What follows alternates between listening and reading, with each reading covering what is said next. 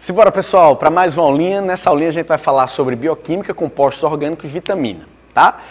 O que é vitamina? Esse nome, né, surgiu inicialmente porque eles descobriram que eram as aminas que estavam associadas à vida. Então, amina, vida, né?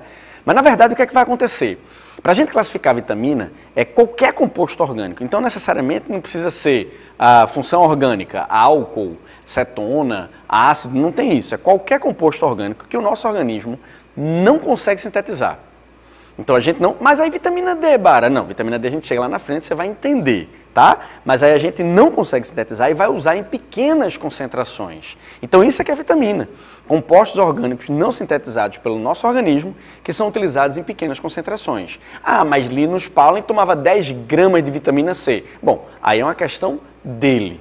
Para o organismo não há necessidade de uma grande ingestão diária, ok? Aí se você vai tomar uma grande quantidade de vitamina ou comer ela, aí é com você. Mas fisiologicamente falando, não há uma necessidade de grande quantidade, ok? Então, primeiramente, a gente não sintetiza e, no caso, é necessário em pequenas quantidades, ok? As vitaminas, no contexto geral, vamos dizer assim, elas não são necessárias para todos os processos fisiológicos. Porém, ela participa de muitos processos fisiológicos, tá? Então, não posso dizer que todos eles têm vitamina, mas uma grande parte deles sim.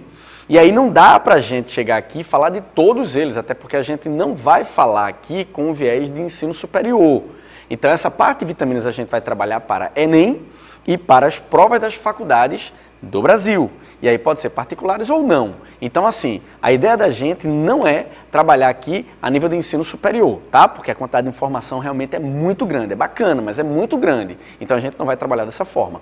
A gente vai focar nas provas de Enem e das outras universidades, ok? Aí as vitaminas se dividem em dois grupos. Se dividem em hidrossolúveis e lipossolúveis. Hidrossolúveis, solúvel em água. Lipossolúvel, são solúveis em lipídios. Aí vamos lá, presta atenção agora. Vamos começar pela lipossolúvel. As vitaminas lipossolúveis são aquelas vitaminas que são solúveis em lipídio. Pô, isso é muito óbvio. Claro que ela vai ser solúvel em lipídio. Ela é lipossolúvel. Então, nesse caso, são apolares, compostos orgânicos apolares, não sintetizados pela gente, que são solúveis em lipídio. Só que aí tem algumas coisas que são importantes na lipossolúvel. Quais são as coisas? Primeiro, vamos lá. As vitaminas lipossolúveis necessitam da ingestão de outros lipídios para facilitar a absorção. Então é importante comer, por exemplo, gordura, para você ter uma facilidade de absorção dessa vitamina. Segundo, precisam ser metabolizadas para serem excretadas. Metabolismo esse que acontece no fígado ou no rim. Então, se ligar nisso, então precisa da gordura para comer, precisa ser metabolizada para eliminar. Então, fígado e rim, metabolismo hepático ou metabolismo renal. E o terceiro fator, que também é importante, essas vitaminas podem ser armazenadas nos nossos lipídios, ou seja, na nossa gordura, no nosso tecido adiposo. Então você pode usar ela aqui daqui a 2 dias, 3 dias. Necessariamente você não vai usar ela de forma imediata e nem eliminar ela de forma imediata. Então você pode armazenar as vitaminas lipossolúveis. Tranquilo? Zero bronca? Vamos seguindo. Essas vitaminas lipossolúveis são divididas em 4 grupos, K, E, D e A. Queda, né? Como a turma diz para facilitar decorar. Mas enfim, K, E, D e A. Aí nós vamos agora para cada grupo de vitamina e vamos falar de cada um deles, tá? Local encontrado, nome químico e a função dela. Vamos para a vitamina K. Vitamina K também é chamada de filoquinona ou antihemorrágica. K, filoquinona ou antihemorrágica. Então, filoquinona ou antihemorrágica. Então, vitamina K ou filoquinona, também conhecida como antihemorrágica. Por quê? A vitamina K, primeira coisa também que é importante, tá? Às vezes o aluno acha que vitamina é uma substância. Não, senhor. Vitamina é um grupo de substâncias. Por exemplo, vitamina A, você tem retinol, você tem retinal. Vitamina D, ergocalciferol, colecalciferol. Então você tem uma gama de vitaminas aí associadas, de substâncias associadas àquele grupo de vitamina, tá? Então quando você fala filoquinona, eu estou falando de fato em uma, mas existem as quinonas, existem os tocoferóis, né? Então, entender isso para quando você chegar lá na frente, será só tem uma vitamina K. Não, existem várias, beleza? Então vamos lá. Filoquinona. Filoquinona ela é antihemorrágica. Por quê? A filoquinona ela vai auxiliar o processo de formação do fator 2 de coagulação, ou fator de coagulação 2, que é a protrombina. A protrombina de síntese hepática, ela precisa da vitamina K e de outras enzimas da coagulação para ser sintetizada, para serem sintetizadas. Então, todas essas enzimas e a protrombina vão precisar da vitamina K. Poxa, todas essas proteínas vão participar da coagulação. Se tu tira a vitamina K, tu não vai sintetizar ou vai sintetizar de forma a não ativar essas proteínas, consequentemente não tem coagulação e o indivíduo passa a ter um processo hemorrágico mais facilmente. Então, nesse caso, vitamina K, filoquinona, você vai ter um problema com hemorragia caso você não venha ingerir em quantidades suficientes, ok? Aí vem o seguinte, essa filoquinona tem uma importância, ela pode ser sintetizada por nossas bactérias intestinais, tá? Ainda há muita controvérsia se a gente consegue absorver ou não essa vitamina intestinal. Alguns bioquímicos dizem que sim, outros dizem que não, mas enfim, a bactéria produz. Que ela produz, isso aí está certo, tá? Então, é de produção das nossas enterobactérias, enterointestino, bactérias intestinais, ok? Posso encontrar ela em vegetais verdes, posso encontrar ela em ovo, posso encontrar ela em carne, ok? Então, essa é a vitamina K. Vou deixar aqui a anotação para você agora, e aí você copia e a gente já vai passar para a vitamina E, beleza? Vai lá. Pronto, gente, agora que vocês copiaram, vamos para a vitamina E. Vitamina E, vou copiar aqui também. Então, vitamina E é o tocoferol, né? Então, nesse caso, são os tocoferóis, como a gente falou, são várias substâncias. Vitamina E é bem simples, tá? Acha-se que ela está associada à fertilidade, não existe uma comprovação ainda, mas acha-se que ela está associada à fertilidade. A falta dela em fêmeas, por exemplo, de ratos, foi visto que ela pode provocar aborto espontâneo. A falta dela, por exemplo, em machos de ratos, foi visto que tem uma diminuição da fertilidade em relação aos espermatozoides. E uma das coisas que, assim, se sabe de fato dessa vitamina é que ela é antioxidante.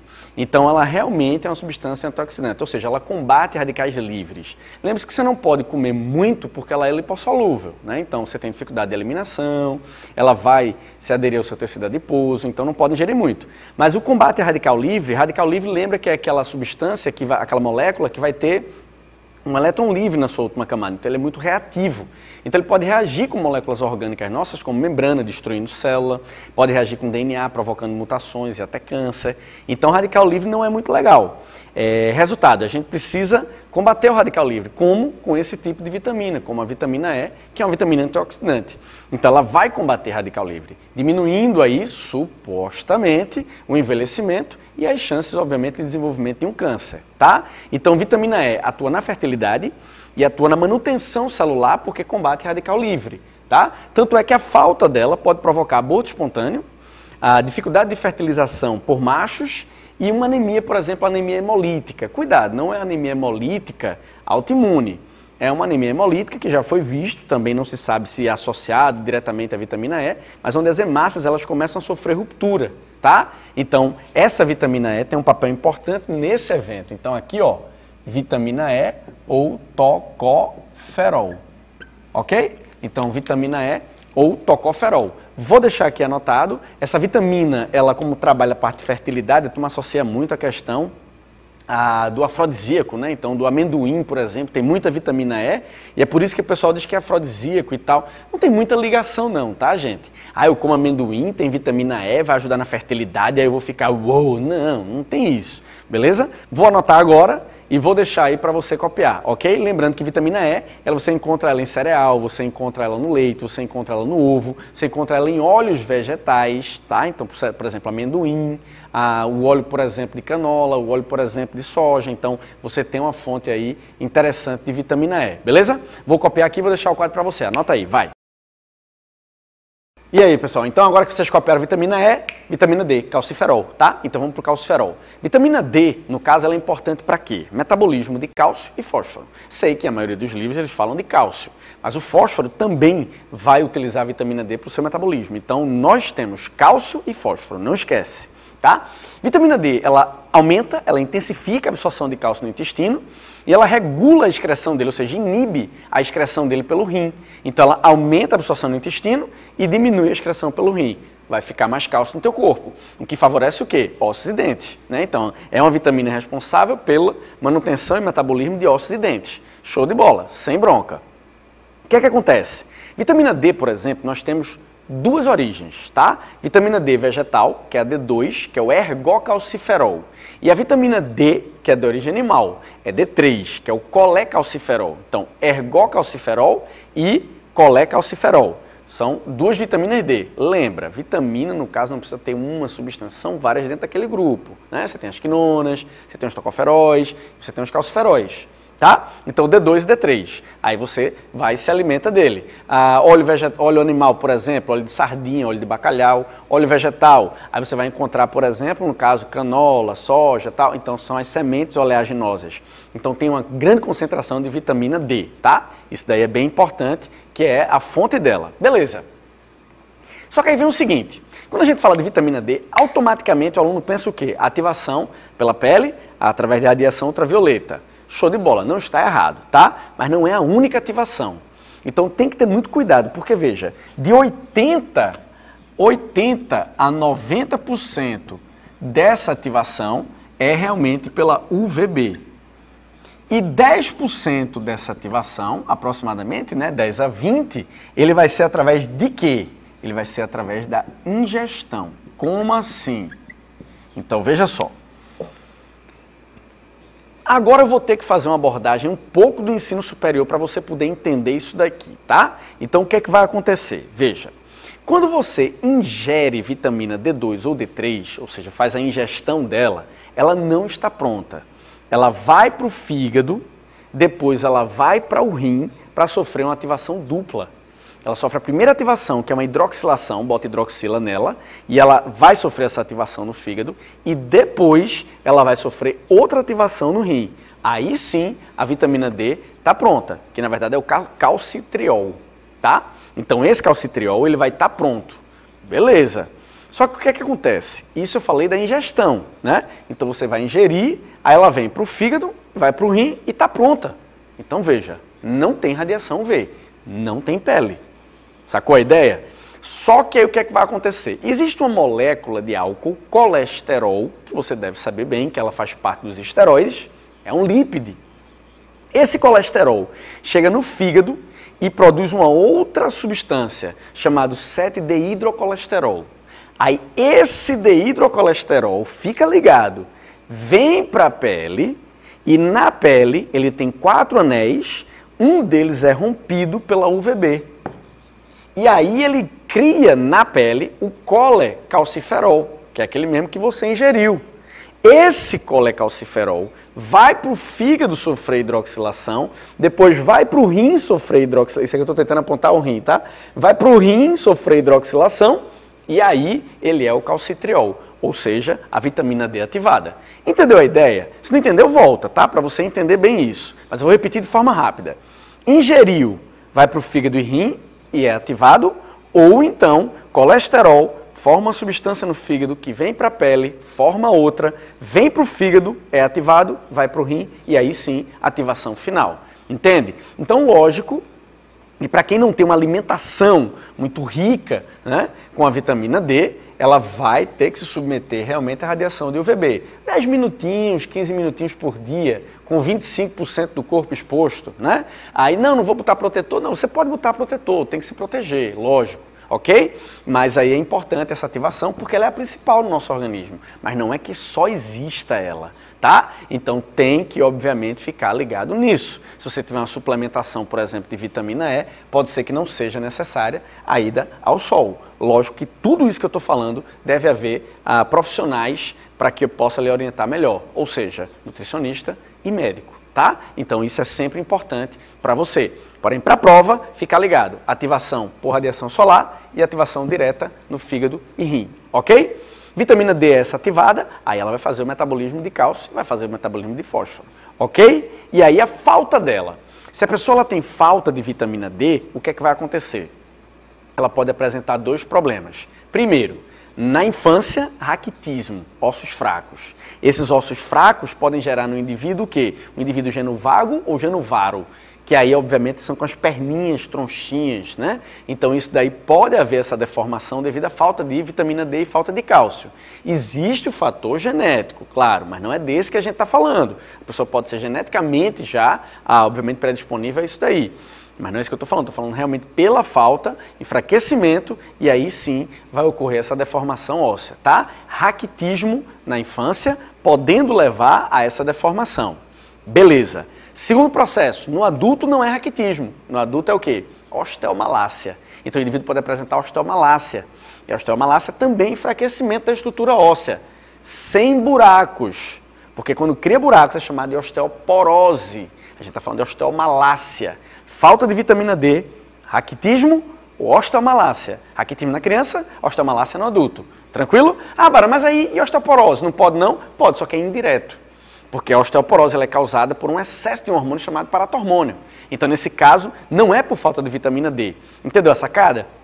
Então, eu posso dizer, claro, mas a falta de vitamina D, a falta de cálcio pode contribuir para o processo. Sim, então a osteoporose indiretamente, osteomalácia diretamente, tá? Então, isso daí é o que a gente sabe, o que a gente precisa saber, na verdade, sobre a vitamina D, tá? Origem, o que é que ela atua, onde ela atua. Olha aí, um Aedes aegypti. Oba, fugiu. Foi mal, voltando. Então, o que a gente precisa saber é porque eu não vou ser picado por um Aedes aegypti, nem a pau. Então, nesse caso, o que a gente precisa saber é aqui, onde encontra a ação dele e essa ideia que eu dei com o ensino superior, mas só para que você possa elucidar, ficar bem esperto na relação UVB ou apenas ingestão direta, tá bom? Então, eu vou deixar aqui o quadro para você copiar agora, vai lá. Pronto, agora que você copiou a antirraquítica, vamos para a nossa última vitamina lipossolúvel, vitamina A, retinol. Essa vitamina A, o retinol, primeira coisa é a fonte dela, que é bem curiosa, bem interessante. A fonte da vitamina A, o retinol, seria caroteno. Então, alimentos que têm caroteno, por exemplo, o pigmento laranja, vermelho ou amarelo. Então, você tem, no caso, o beta-caroteno formando vitamina A no intestino. Como? Ele quebra o beta-caroteno em dois e aí essas duas moléculas agora são vitamina A. Então, você come o carotenoide, ele vai para o teu intestino, quando você quebra ele em duas moléculas, agora você tem vitamina A. Então, você pega cenoura, tomate, gema de ovo, são alimentos que estão ricos em quê? Em vitamina A. Só que, na verdade, é a pré-vitamina A, né? Então, na verdade, não é a vitamina em si. Mas, enfim, a vitamina A ela é importante para quê? Primeira coisa, manutenção de epitélios. Quando eu falo de epitélio, eu estou falando de epiderme, epitélio intestinal, epitélio respiratório, glândulas, porque glândula faz parte do tecido epitelial, tá? Então, isso é importantíssimo em relação à vitamina A.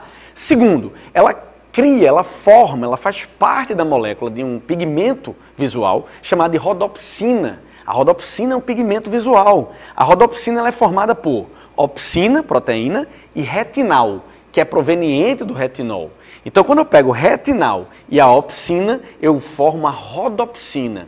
Essa rodopsina fica localizada em bastonetes, células da retina, responsáveis pela captação de luz.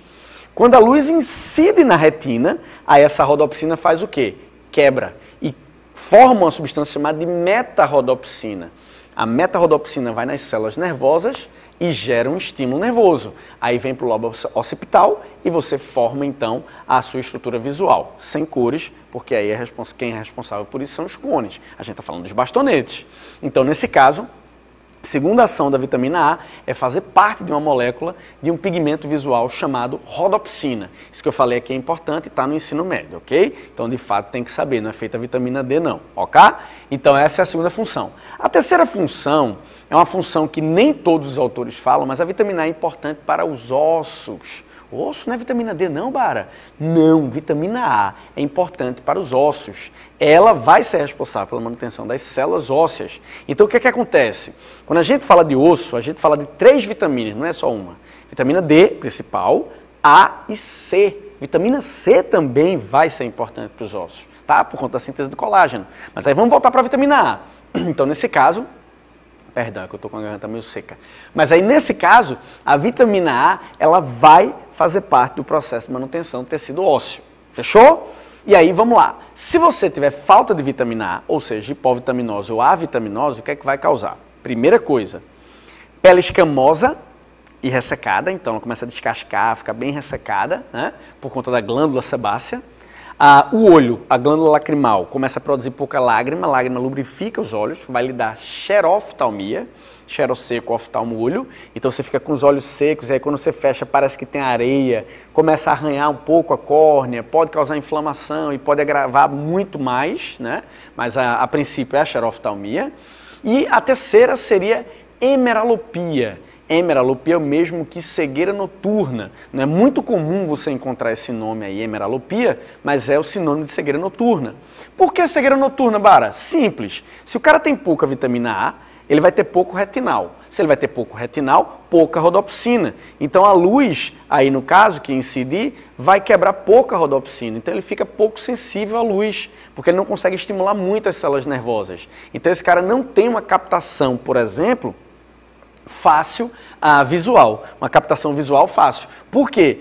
Obviamente, se você estiver na penumbra no caso seria o quê? Pouca luz. Então ele vai precisar de muita luz para poder enxergar com facilidade. Então, nesse caso, esse indivíduo vai precisar comer, de fato, mais vitamina A. Então ele precisa aumentar a sua dieta para que você possa, obviamente, suprir todas essas necessidades. E, obviamente, também a hipovitaminose A vai ter ação direta em relação ao tecido ósseo. Beleza? Então essa foi a nossa última vitaminazinha lipossolúvel e aí a gente vai passar então para as vitaminas hidrossolúveis. Obviamente que você vai copia. Pronto, galera. Então aí acabamos as lipossolúveis, vamos para as hidrossolúveis, tá? Antes, é bom ressaltar que a vitamina A também ela é antioxidante. Então, vitamina A é antioxidante e a vitamina K é a vitamina que é produzida pelas enterobactérias, tá? A vitamina B8 e a vitamina B9 também são produzidas por enterobactéria, mas aí é do complexo B, que é hidrossolúvel. Então, vitaminas hidrossolúveis é o que a gente vai falar agora, tá? Então, são solúveis em água. Não precisa de metabolismo para serem excretadas, são excretadas diretamente, porque são hidrossolúveis e não vão ser armazenadas em lipídios, tá? E também não precisa de nenhum auxiliar para que a gente venha a absorver. Mas beleza, a gente tem complexo B, vitamina C e vitamina P, tá? Então vamos começar pelo complexo B. Complexo B, o que é que acontece? Como o nome já está dizendo, é bem complexo, né? E aí, o que é que vai acontecer? Esse complexo B, ele é meio complexo, por quê? Porque tem muita vitamina B nele. O que é que eu costumo fazer? Divido em 3 grupos principais. Isso vai te ajudar bastante a memorizar essas vitaminas. Quais são eles? Ó, o grupo onde eu tenho a vitamina B1, B2, B3, B5 e B8. Então, B1, B2, B3, B5 e B8. B6, eu boto ela sozinha, então B6 só, e depois as duas maiores, que são B9 e B12. Tá? Por que isso? Porque aqui a gente faz o seguinte, ó, a gente diz que aqui eu tenho uma função, aqui outra e aqui outra. Então elas agem em conjunto, no aspecto funcional e tal. Veja, existe essa questão do aspecto funcional. Cada um tem sua função específica, porque eles podem ser coenzimas, etc, etc. Porém, existe sim um aspecto geral que a gente pode associar a todas elas. Por exemplo, vamos lá. Esse primeiro grupo, B1, B2, B3, B5, B8, porque B6 só e aqui as duas maiores, B9, B12, né? Aqui nesse grupo, geralmente está associado à oxidação dos nossos carboidratos, dos nossos lipídios, ou seja, respiração celular. Por exemplo, a B1, ela ajuda o ácido pirúvico a virar acetil. Então, B1, ela participa do processo na qual o ácido pirúvico vira acetil, chamada fase preparatória do ciclo de Krebs, respiração celular. Então, como a B1 participa disso, ela é uma vitamina que vai favorecer o processo energético. Vitamina não dá energia, tá? Você não quebra a vitamina para ter energia, mas ela participa do processo energético. B2, a B1 é tiamina. B2, riboflavina, ela faz parte do FAD. O FAD é aquele que transporta elétrons e hidrogênios.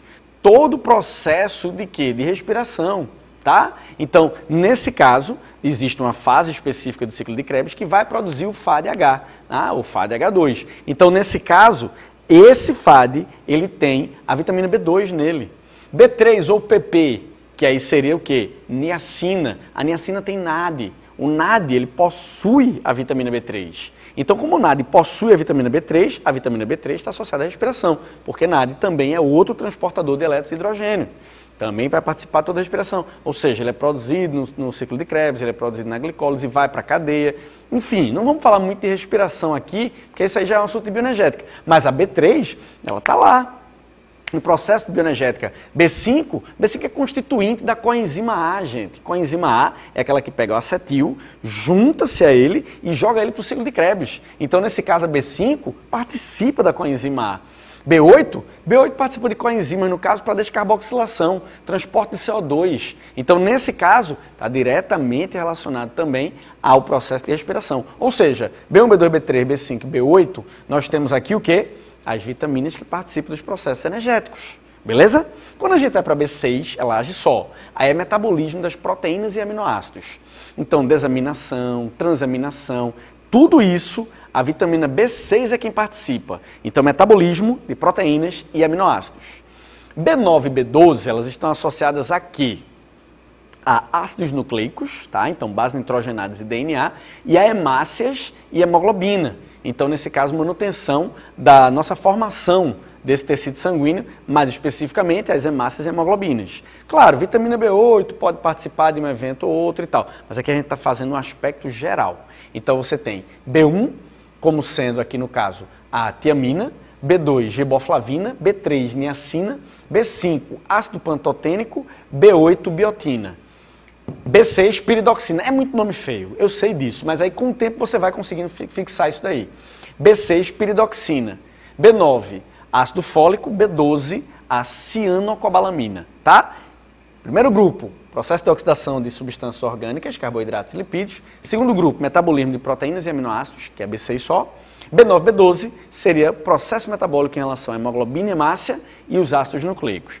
B8 também vai participar desse processo de formação de algumas bases em relação ao ácido nucleico, porém, a gente vai vincular mais a isso daqui. Beleza? Vou preparar o quadro, tá? E aqui a gente vai falar, por exemplo, a falta dela, que são os pontos principais. Você tem aqui a beriberi, você tem aqui quelose, quelite, glossite. Então eu vou deixar o quadro todo pronto para a gente depois só ir comentando o que é cada hipovitaminose dessa. Tranquilo? Então, vou lá. Bom, gente, então essas três primeiras aqui, tá? A gente vai por partes, porque obviamente tem a questão do espaço, então a gente vai ter que fazer esse detalhezinho. B1, B2, B3, então são as participantes, né? B1, B2, B3, B5 e B8, respiração celular, oxidação de moléculas orgânicas. B1 é a que pega o ácido pirúvico e transforma em acetil, então ela ajuda nesse processo. Então, metabolismo de carboidratos e gordura e respiração celular, você já sabe onde, né? Riboflavina, que é a formação do FAD, então a flavina adenina dinucleotídeo. Então aqui, ó, respiração celular, transporte de elétrons e hidrogênio. E a niacina, que aí é a vitamina PP, previne pelagra. Vou te explicar o que é pelagra. Mas antes, ó, formação do NAD, nicotinamida, adenina dinucleotídeo, transportador de elétron e hidrogênio também na respiração, tá? Se você não lembra de bioenergética, não fica esquentado com isso daí não. Ah, putz, não lembro. Não, você bota só, ó, respiração celular. Então, oxidação para obtenção de energia, tá?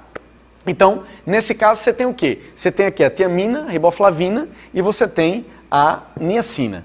Quando vai para hipovitaminose, aqui você vai, ó, para beriberi. Então, beriberi aqui, ó, deixa eu só, beriberi. A beriberi aqui nesse caso vai ser o quê? Significa fraco, então fraco, então fraqueza intensa. Então, falta de vitamina B1, você tem uma fraqueza intensa, né? Você tem uma apatia, você dorme muito, então isso pode ser realmente em relação à falta de vitamina B1, tá? Agora, lembrar do seguinte, as três podem provocar fraquezas. E aqui você tem, por exemplo, a B2, ela participa de manutenção de epitélios. Por exemplo, outra função fora o FAD. Então aqui você tem quelite, quelose e glossite como hipovitaminose de B2. Quelite, inflamação dos lábios. Quelose, rachadura nos lábios, lesões nos lábios. E glossite, inflamação da língua. Então lábio, língua, rachado, inflamado, então isso daí fica horrível. Então epitélio, por exemplo, ó, é uma ação da vitamina B2. Porque aqui a gente está colocando os principais, né? Porque tem muita função de cada vitamina dessa, tá? B3, epitélio intestinal, tecido nervoso, e aí, ó, pelagra, por exemplo, ó, o que é que o indivíduo vai ter com essa hipovitaminose? Lesões na pele, vai ter diarreia e aqui, ó, distúrbios nervosos, ok? Então, nesse caso, por isso que ela é chamada de PP, que é previne pelagra, ok? Então, você vai ter uma dermatite, que é a lesão com inflamação, você vai ter a diarreia e vai ter o distúrbio nervoso, que é uma característica de hipovitaminose dessa vitamina. Ok? Da ausência dessa vitamina. Beleza? Vou girar aqui e vou botar as outras vitaminas agora. Vai! Agora, as outras duas vitaminas, no caso, que participam também da respiração celular, então, oxidação de moléculas orgânicas, obtenção de energia, que é a vitamina B5, ácido pantotênico, e a vitamina B8, que é H ou biotina, tá? Então, vitamina B5, o componente da coenzima, a gente já falou, participa da respiração celular. Sua hipovitaminose ou avitaminose causa fadiga e dormência, ok? Em alguns casos, relata-se até anemia, ok? Então, você pode colocar anemia, não tem problema não, ok? Mas aí não é uma ação muito direta. Já a vitamina B8 aqui no caso, você tem, ó, sair daqui da frente, coenzima respiratória, síntese de queratina, isso é importante, tá? Então, queratina no caso para o tecido epitelial epidérmico, e aqui, ó, síntese de base púrica nitrogenada, que vai compor o DNA e RNA. Como eu disse que a B8 lá no início, ela também tem algumas funções parecidas com a B9 e B12, tá? Então, aqui a gente vai associar a síntese de bases púricas, e aí, consequentemente, sua falta pode provocar, ó, inflamações na pele. Ok? Você pode encontrar isso com outro nome como a dermatite seborreica ou seborreia. Né? O nome já é feio, seborreia é nojento, não é um negócio meio... Então, nesse caso, a B8 ou biotina, dermatite seborreica ou seborreia. Beleza? Tem outras disfunções, como por exemplo, neuromusculares, tem aí no caso com o trato digestório, mas vamos colocar aqui as principais, que são aqueles focos que nós temos em relação a essas provas, beleza? Essas aqui, B1, B2, B3, B5 e B8, aí o processo energético. Vamos para B6, que é metabolismo e síntese das proteínas, vamos lá. A vitamina B6, então, que é a piridoxina, ela é responsável pelo quê? Como a gente falou também, metabolismo das proteínas e dos aminoácidos, tá? Então, todo metabolismo de proteína e aminoácido está associado à vitamina B6, que é a piridoxina. A hipovitaminose dela é pouco característica, então ela vai dar o quê? Convulsão, apatia, problema neuromuscular, né? Então, obviamente pela convulsão, e acrodinia, que isso em crianças geralmente menores de 5 anos, é vermelhidão nas extremidades da pele. Então, por exemplo, ponta dos dedos, cotovelo, joelho, nessas extremidades o que é que vai acontecer? Extremidades ou, na verdade, pontos de articulação, vai acontecer eritremazinho, então fica vermelho, descama, pode haver inflamação, pode até haver necrose, né, neuronal, então nervosa, então realmente é bem complicado, tá? Então isso daí seria a vitamina B6. E o último grupo do complexo B, que seria B9 e B12, eu vou começar com B9, depois termino com B12. A B9, que é o ácido fólico, ele é importante na síntese de base nitrogenada, então DNA e RNA, é importantíssimo para fazer a síntese deles.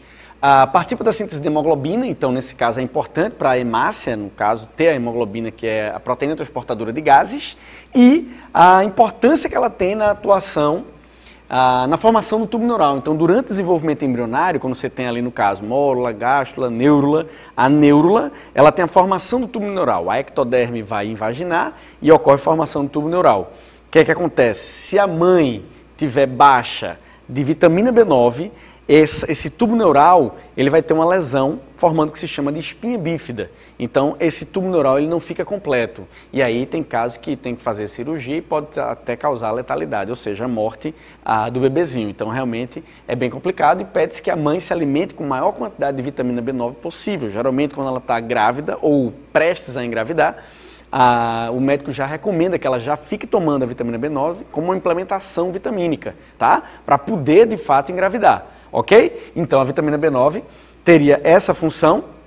Daí, ela tem anemia megaloblástica, ok? Então, a medula óssea vermelha, ela libera hemácias grandes, com um volume muito exacerbado, e aí são hemácias que, obviamente, têm dificuldade no transporte de gases, e espinha bífida, que é isso que eu acabei de falar, onde o bebezinho não forma o tubo neural por completo e ocorre essa lesão. E aí, consequentemente, essa seria a ação e a hipovitaminose da vitamina B9. Prontinho, e a última vitamina do complexo B, então, vitamina B12, ou cenocobalamina, ela atua na síntese de nucleotídeo, então automaticamente está associada a DNA e RNA, e aqui você tem que ela é essencial para a maturação das hemácias. Então, hemoglobina na vitamina B9, né? Aqui, hemácia, deixa eu botar o pontinho aqui nessa hemácia. Tchoi, pronto. Então, são vitaminas, no caso, tem muita vitamina do complexo B, por isso que tanto corte, né? Então, a gente precisa organizar. Então, síntese de DNA e RNA e a maturação das hemácias. A falta de vitamina B12 vai causar automaticamente anemia perniciosa, que é a diminuição de glóbulos brancos, de glóbulos vermelhos, eu sou daltônico, nada a ver. Então, nesse caso, diminuição de glóbulos vermelhos por falta de vitamina B12. Então, o indivíduo começa a diminuir a produção de glóbulos vermelhos. Isso vai lhe causar uma anemia, né? Pode ser tratado, obviamente, com a ingestão de vitamina B12, tá? Vitamina B12 tem uma curiosidade, diferente das outras vitaminas do complexo B, ela só é encontrada em origem animal. Então, carne, laticínio, tá? Ovo, porque ela não vai ser encontrada em origem vegetal, já que ela é feita por biossíntese de bactérias, então são bactérias, no caso, intestinais, que é a B8 e a B12, tá? São as duas que também são produzidas por enterobactérias. Então você tem a vitamina K, você tem a vitamina B8, você tem a vitamina B12, certo? E aí, as outras vitaminas do complexo B você encontra, no geral, em quê? Você encontra em fígado, você encontra em cereais, você encontra em leguminosas. Então a fonte realmente ela é bastante rica. Um dos conselhos que se dá é para que os vegetais sejam integrais e que eles possam ser comidos com casca, tá? Então essa é a grande importância, porque a vitamina B, o complexo B, ele se encontra muito na casca desses vegetais. Obviamente que você tem algumas fontes que são mais ricas em uns e mais ricas em outros, mas aqui não é o interesse da nossa aulinha, tá? A nossa aulinha realmente é focar você a título de prova. Então, na prova, essa parte aqui é que ela é de extrema importância, beleza? Então aqui eu vou apagar e a gente vai para a vitamina C. A primeira coisa, muita gente acha que tomar vitamina C dá energia. Não dá. Vitamina não dá energia. O que a vitamina C pode fazer é porque ela participa de um processo de síntese de noradrenalina, que é o hormônio adrenérgico. Então, é o neurotransmissor adrenérgico. Então, nesse caso, ela pode realmente dar uma sensação de maior atividade, mas não quer dizer que ela está lhe dando energia. A outra coisa importante da vitamina C é todo mundo dizer que ela é boa, no caso, para prevenir a gripe. Não é uma vitamina preventiva, tá? Isso daí realmente não está de acordo. O que acontece é que a vitamina C, ela participa de processos de ativação do sistema imunológico. Então, quando você tem uma concentração de vitamina C ideal no seu organismo, a sua ativação imunológica ela é mais rápida. Mas não está querendo dizer que tomar vitamina C vai fazer você prevenir. Claro que não. Gripei, estou tomando vitamina C. Bom, por prevenção, não vai adiantar nada, e nem muito menos para ativar o sistema imunológico, porque ele já foi ativado. Se eu já estou gripado, meu sistema imunológico já foi ativado. Então não tem por que eu tomar vitamina C agora. Claro que você vai tomar, claro, isso aí, claro, foi muito louco, né? É claro que você vai tomar para ter manutenção desse processo, tá? Mas não é porque você vai curar, por exemplo, a sua gripe, nem porque você vai agora ativar o seu sistema imunológico. Diretamente não está correlacionado, beleza? É bom você ter a ingestão dela por isso e também porque ela é a principal vitamina antioxidante. Então essa vitamina é muito importante porque no caso ela é antioxidante e ela é hidrossolúvel. Então é muito bom para você para combate dos radicais livres, evitando envelhecimento precoce e evitando, por exemplo, anomalias ou mutações no seu material genético, ou seja, câncer. Não querendo dizer, mais uma vez, que se você tomar vitamina C, não vai ter câncer. Não é por aí, ok? Ela é preventiva, e nesse caso ela ajuda, de fato, a combater esses radicais, tá? Algumas ações da vitamina C que não estão muito correlacionadas com a parte do ensino médio seria, primeiro, a absorção de ferro a nível intestinal, ela ajuda, por isso que toda boa feijoada ela é acompanhada, por exemplo, de abacaxi, ela é acompanhada do couve, né? Para que você tenha a vitamina C e auxilie a absorção de ferro, então isso é importantíssimo nesse caso para a vitamina C. E a outra função que está correlacionada a ela é a síntese de colágeno. Então, vitamina C participa da síntese de colágeno. Como ela participa da síntese de colágeno, e aí eu falei que são duas coisas que a turma não associa muito ao ensino médio, ela vai participar do processo de formação do tecido ósseo. Então, vitamina C, como a gente falou anteriormente, é importante para metabolismo e manutenção do tecido ósseo, tá? Essa vitamina C com a síntese de colágeno é importante também para a manutenção de outros tecidos, como por exemplo cartilaginoso, como por exemplo derme, e aí pode gerar o que se chama de escorbuto, a falta dela. Então, falta de vitamina C pode provocar anemia ferropriva por falta de ferro. A ausência ou falta de vitamina C pode provocar escorbuto, que é enfraquecimento dos tecidos que utilizam colágeno, principalmente dérmico, a epitelial na parte de gengiva vai ter sangramento, porque abaixo dele, além de ser um tecido sensível, você tem a derme, ela enfraquece, né? Mas outros tecidos também podem sangrar por conta disso, não é só gengiva, escorbuto não está associado à gengiva, tá? E aí, consequentemente, o tecido ósseo também pode ter um enfraquecimento por conta da falta de colágeno, ok?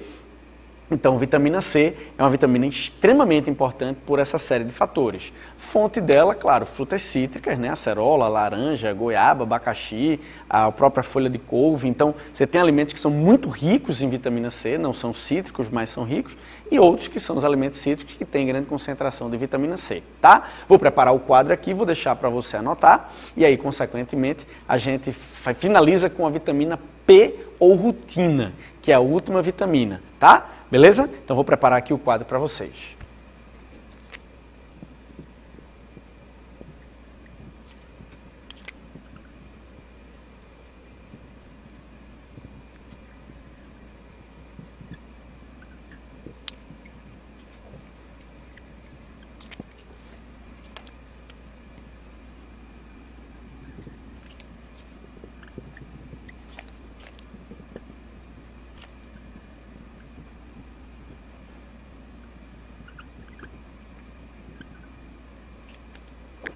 Pronto. Então, nesse caso, a gente está falando aqui de que ela é uma vitamina antioxidante, auxilia a absorção de ferro no intestino, participa da formação da noradrenalina, então noradrenalina como estimulante, é importante na síntese de colágeno. Então, a cola biológica, que é o colágeno, a proteína, que vai unir tecidos. Então, ela é muito importante nisso. Então, cartilagem, tecido ósseo, derme, por isso você tem a hipovitaminose de escorbuto. E participa da ativação do sistema imunológico, a ativação dele. Então, ela vai acelerar o processo, vai ser um pouco mais rápido a ativação dele, tá? E não vai lhe dar imunidade. Vitamina C não dá imunidade a ninguém, tá? Muito menos energia. E aí, a hipovitaminose causa 3 fatores importantes. Envelhecimento precoce, por conta, no caso, dos radicais livres. A anemia ferropriva, pela falta de ferro, já que não tem vitamina C para auxiliar na absorção. E o escorbuto, que é o enfraquecimento dos tecidos por falta de colágeno, tá? Podemos dizer predisposição a doenças, né? Aumenta um pouco, porque seu sistema imunológico vai ficar mais demorado na resposta. E podemos dizer também que você vai se sentir um pouco mais apático, né? Então um pouco com menos energia, um pouco mais cansado, e isso daí também pode ser por falta da vitamina C. Tranquilo? A vitamina P ou rutina, ela no caso vai ser para fortalecimento da parede dos vasos, que é a última vitamina, que aí você no caso vai anotando enquanto eu estou falando, porque ela é pequenininha. Então o que é que ela previne? Variz, tá? Que aí são as varizes, né? O conjunto são varizes. Então, ela vai prevenir as varizes, porque ela vai ser uma vitamina de fortalecimento da parede dos vasos sanguíneos. Tranquilo? Então, vitamina P ou rutina. Então, fica aí, no caso, com o quadro, né? Nós temos, então, esse quadro aí associado à vitamina C. Então, já para que você vá copiar, ok? E aí, dá um pause, logicamente, nele. E a gente fica por aqui nessa aulinha de vitaminas, tá? Curte aí, se inscreve, segue o nosso canal, tem mais aulinhas aí que a gente vai colocar, beleza? E sempre também utilizando alguns exercícios para que você possa resolver eles na plataforma, tá bom? Valeu e aí bom estudo em relação às vitaminas. Abraço.